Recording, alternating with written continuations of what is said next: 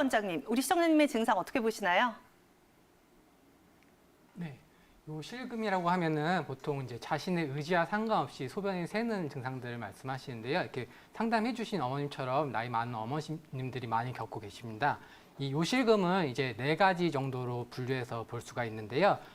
첫째로는 복압성 요실금이 있습니다. 이제 복압성 요실금이라고 하면은 요거는 이제 배 압력이 높아질 때 이 방광이 그 압력을 이기지 못하고 소변을 내보내게 되는 증상들을 말씀하시고요. 그 다음에 이제 절박성 요실금이 있습니다. 절박성 요실금은 이제 신경이 좀 예민해지시거나 아니면 질환이 있으신 경우에 이제 요일을 소변을 보고 싶은 어떤 충동을 참지 못하고 이제 계속 내보내게 되시는 걸 말씀하시고, 그 대체로 이제 절박성 요실금이 한 30% 정도의 환자분이 계시고요. 그 다음에 복압성 요실금 환자분이 80%의 환자분을 차지하게 되시는데, 이 2가지를 동시에 겪고 계시는 또 복합성 요실금, 혼합 요실금 환자분들이 20% 정도 존재하고 계십니다. 그리고 마지막으로 이제 방광 자체에서 어떤 압력을 못 느끼게 되시거나 아니면 나가는 요도에 문제가 있으셔서 방광 안에 오줌이 다 찼는데도 나가지 않았을 때 이제 조금씩 나오게 되시는 이제 범랑성 요실금이라고 하는 증상이 또 하나 있으십니다.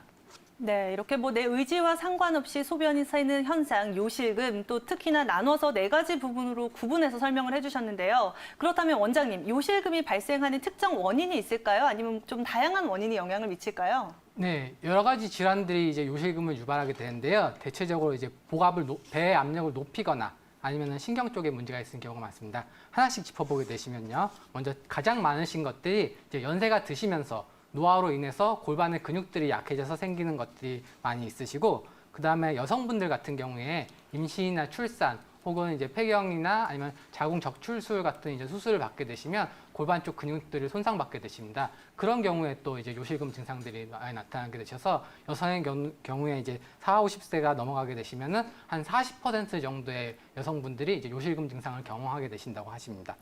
또 이제 비만 환자분들 같은 경우에 살이 쪄서 배의 압력이 높아져서 겪는 경우가 있으시고요.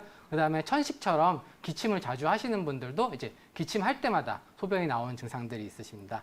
그리고 신경이 손상됐을 경우에도 이제 그 방광 관략근의 힘이 약해져서 이렇게 요실금을 겪게 되시는데요. 대표적으로 이제 뇌졸중이라든가 아니면 척수 손상, 파킨슨씨 병 같은 경우가 있으시고요. 그다음에 이제 방광염이라든가 전립선 비대증처럼 이제 요도를 막게 되는 질환들이 생기신 경우에도 이제 요실금 증상을 겪게 되실 수 있습니다. 예, 한의학에서는 이제 대체로 3가지 정도로 나와서 요실금을 분석하고 있는데요. 먼저 방광 헌행이라고 해서 방광의 기능이 이제 나이가 드시면서 약해짐으로 인해서 발생하시는 요실금 있으시고, 그다음에 사기가 울체된 경우에서 이제 사기라고 하는 것은 외부의 나쁜 기운을 말하는 건데 일종의 이제 요로나 방광의 감염, 염증 이런 걸 말씀하시는 겁니다.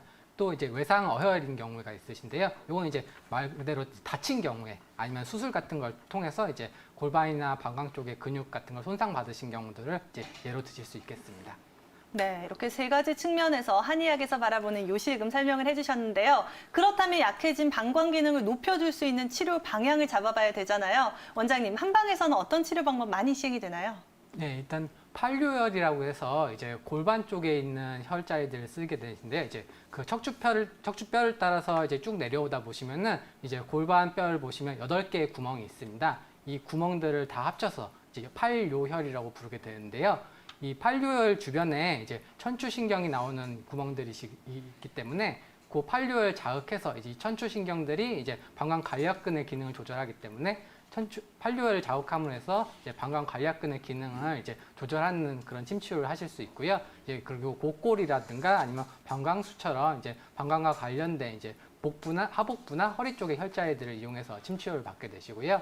그다음에 이제 그 대부분이 이제 노화로 인해서 근육이나 신경의 약화로 인해서 오시는 질환이시기 때문에 그런 부분을 강화해드리는 처방을 또 내드릴 수가 있습니다. 또 이제 추나 치료 같은 경우도 예를 들어 이제 그 사기가 울체된 경우, 그 지나치게 이제 방광 주변의 근육이 긴장되어 있다. 그래서 이제 소변이 넘치는 경우에는 이제 추나 치료 같은 걸로 이제 골반 근육을 풀어주는 치료를 또 받으실 수도 있을 겁니다. 방광염이나 아니면 요실금 등으로 내원하셨을 때 이제 가장 널리 알려진 운동이 바로 이제 케겔 운동이라고 해서 이제 방광 저근을 강화해 드리는 운동이십니다. 이제 뭐 앉은 자세, 선 자세, 이제 누운 자세를 가리지 않고 언제든지 쉽게 하실 수 있는 운동이시고요. 이렇게 그 앉거나 선 자세에서 이제 엉덩이나 항문 쪽으로 이제 그 부분을 끌어올리듯이 힘을 주면서 이제 한 5초에서 10초 정도 힘을 줬다가 이제 서서히 푸는 동작을 반복하시면 되시고요. 이 동작은 매우 간단한 동작인데 하루에 100회에서 120회 정도 꾸준히 반복하시면은 이제 효과를 보실 수 있다고 널리 알려져 있습니다. 또 이제 소변 관련해서는 카페인이나 알코올 같은 걸 섭취하는 걸 이제 좀 자제하시는 게 제일 중요하시고, 그 다음에 이제 복합성 요실금 같은 경우에 비만 치료라든가 천식 치료를 천식이 있으신 분들은 그런 치료를 먼저 같이 하시는 게 큰 도움이 되실 겁니다.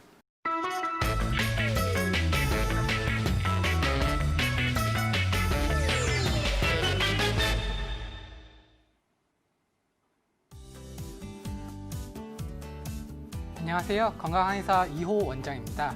오늘은 저와 함께 한약재 활석에 대해서 알아보실 건데요. 이제 활석은 이제 곱돌이라고 하는 이름으로 불리는 이 약재로서 이제 함수산 마그네슘을 말합니다. 이거 보통 그 모스 경도계를 예전에 배우실 때 그 활석과 방향에서 이제 가장 부드러운 돌로 배우셨을 건데요. 이제 한약재로서는 이제 맛이 달고 성질이 차고 또 방광각 위에 작용한다고 알려져 있습니다. 이 활석의 효능은 한방에서는 이제 이수통림이라고 해서 소변을 나오게 하는 기능, 그래서 방광염과 요도염에 쓰고 있고요. 그다음에 청해서열이라고 해서 이제 더위로 인한 열독을 풀어주는 기능이 있어서 일사병이나 열사병에 활용되고 있습니다. 또 이제 거습염창이라고 해서 피부염이 있을 때 이제 활석을 곱게 갈아서 피부에 바르는 경우도 있는데요. 이 활석의 이를 전통적으로 이렇게 활용해 왔다는 거 알고 계시면 되실 것 같고요. 이제 활석은 이제 현대적으로 보면은 이제 주 성분이 마그네슘이 됩니다. 그래서 이제 마그네슘은 이제 천연 진정제라고 알려져 있는데요.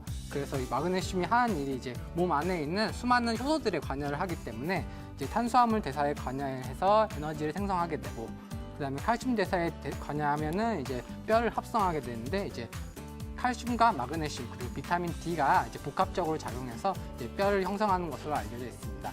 그리고 마그네슘이 장에서 이제 수분을 함유하게 되기 때문에 그 소화장애라든가 변비, 그리고 또 임신성 고혈압에 유효한 것으로 알려져 있고요. 그리고 특히 마그네슘이 결핍되었을 때에 눈 떨림이라든가 아니면 불안 증세, 두통, 그리고 근력 약화 등을 유발하는 것으로 알려져 있어서 이제 눈이 떨린다는 증상으로 보통 병원에 내원하셨을 때 마그네슘 보충제를 많이 처방받게 되셨을 겁니다. 이제 실제로 저 활석을 이제 한방에서 어떻게 활용하고 있냐고 하면은 613이라는 처방이 있습니다. 이 처방은 이제 더위로 인한 열사병에 응용하게 되는 처방인데요. 활석과 감초를 6대1로 이제 나누어서 꿀물에 타서 먹는다고 해서 613 이렇게 이름이 붙여져 있습니다. 또 이 처방의 또 다른 이름이 천수산이라는 이름인데요. 이제 하늘이 내려준 물이라는 뜻이죠. 그만큼 더위를 먹었을 때 효과적인 처방이라고 알려져 있습니다. 마치 이제 한방 이온 음료와 같다라고 이제 말할 수 있는데요. 이렇게 이제 더위를 먹었을 때 우리 선조들도 이런 식으로 해서 더위를 물리치는 처방을 응용했으니까 더운 날씨에 시청자분들도 한번 응용해 보셨으면 좋겠습니다. 이상 건강한의사 이호 원장이었습니다.